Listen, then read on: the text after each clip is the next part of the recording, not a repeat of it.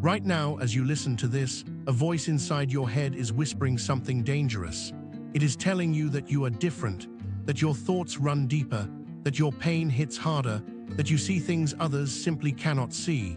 And here is the disturbing part. That exact voice is running in 7 billion other heads at this very moment, word for word. So what if the thing that makes you feel unique is the most common experience on Earth? Think about the last time you were stuck in traffic. You were not just annoyed. You were convinced that your time was more valuable than everyone else's, that somehow your destination mattered more. Or remember scrolling through someone's vacation photos and feeling a strange sting.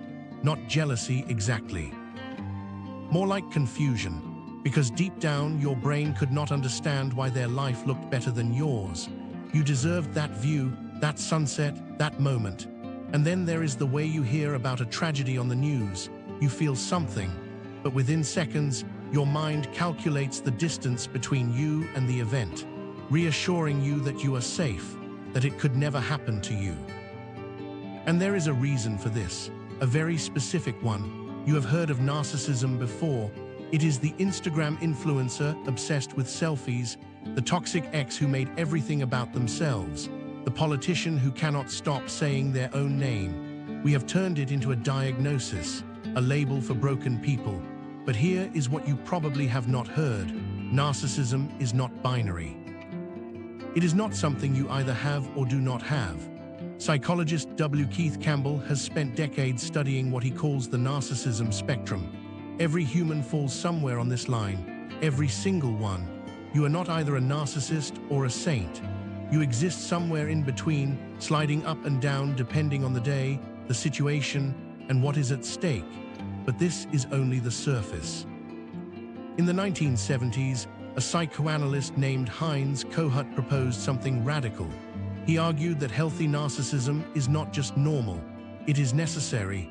Kohut called it the core of self-cohesion, the quiet belief that you matter enough to keep going. Without it, the human psyche collapses into depression and despair. Your ancestors needed this. The hunter who believed he could take down the mammoth survived. The mother who believed her children were worth more than the tribe's limited food kept them alive.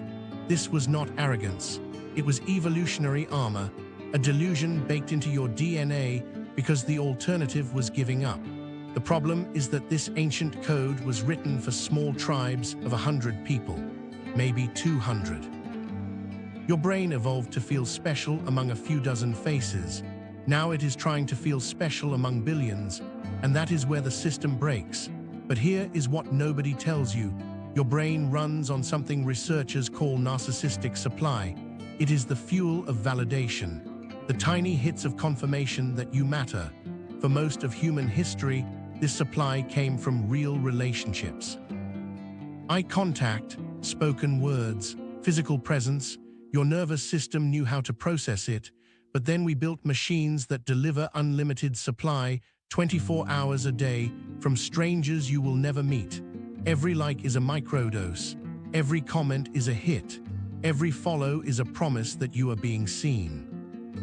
And your ancient brain cannot tell the difference between 100 people in your village knowing your name and 100,000 strangers tapping a heart icon. It registers both as survival, as proof that you will not be abandoned by the tribe.